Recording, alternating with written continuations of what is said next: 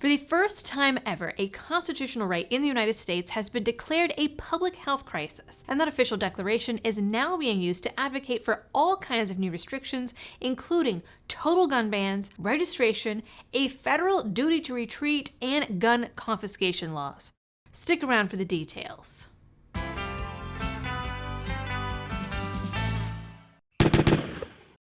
Hello everyone, and welcome back to the channel. When Biden's Surgeon General was first nominated, he swore to the Senate that he wouldn't be focusing on gun control. He was confirmed, and now 3 years later, he has declared guns a public health issue. Not even just a public health issue, a public health crisis.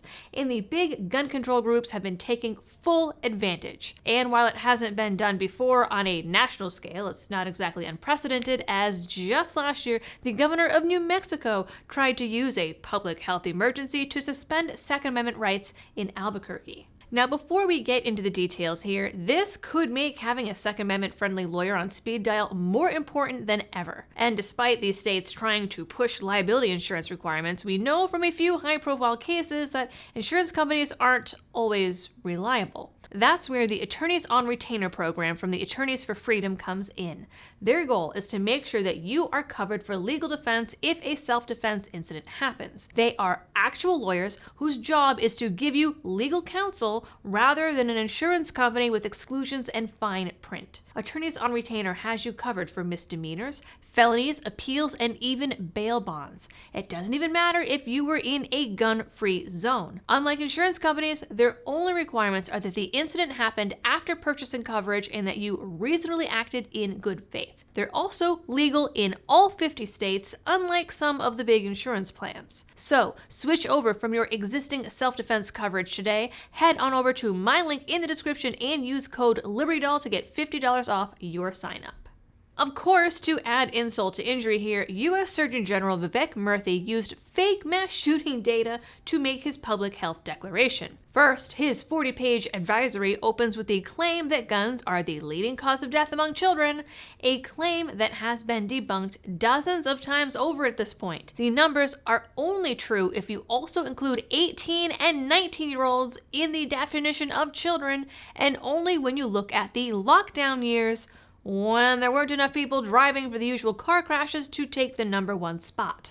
In fact, buried deep down in the walls of data is the fact that young black men are the most frequent victims, a population that these figures decide to lump in, again, with children to make their point. I find a better point would be that violence is more often found in urban areas with high rates of poverty and other crimes, but then that would require the government to admit some of their shortcomings. Ain't gonna happen. This is a blatant case of the Biden administration making a claim and then having a so-called medical authority fudging the science to back it up.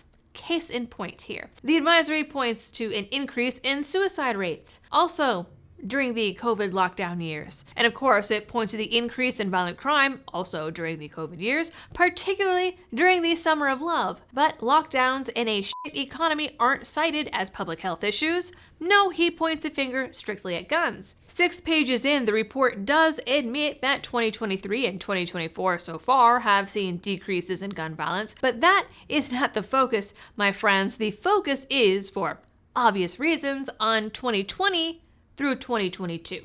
Another crux of the argument, and perhaps the biggest, is a lead-in to assault weapons bans. While mass shooting deaths represent only about 1% of all firearm-related deaths in the US, the number of mass shooting incidents is increasing.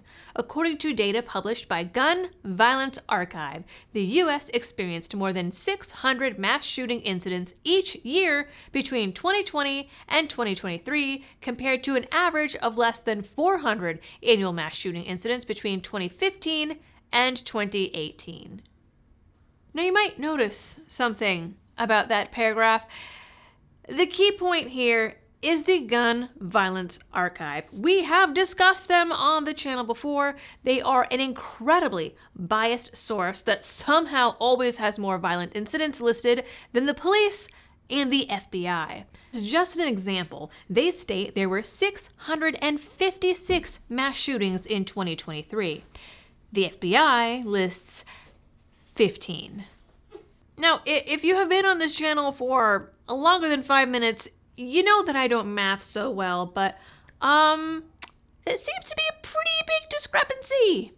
Yet Murthy lists the Gun Violence Archive as his data source multiple times in his report. You'd think that being a government entity, he'd go with the official government data. But the only FBI data he uses is general crime stats from 2015. Weird. He's also not the only one doing this.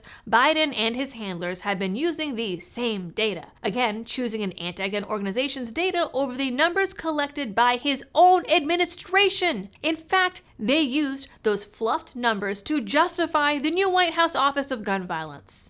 Meanwhile, as the literal president of the United States uses these fake numbers to freak everyone out, then they poll Americans to ask if they're sufficiently freaked out and turn around and put in their little report that 79% of Americans are stressed out about being in a mass shooting. An event that, even under the horribly skewed fake data, is still only 1% of all gun-related deaths. An event that is so rare, but that the administration and the media talk about all the time. It's the perfect self-fulfilling prophecy. They create the fear, then they use that fear to justify taking away people's rights, just like every totalitarian regime in history. And because he couldn't just leave it at that with this little declaration, he had to give a list of suggestions. And in his list of suggestions to combat this new public health crisis aren't just new research items.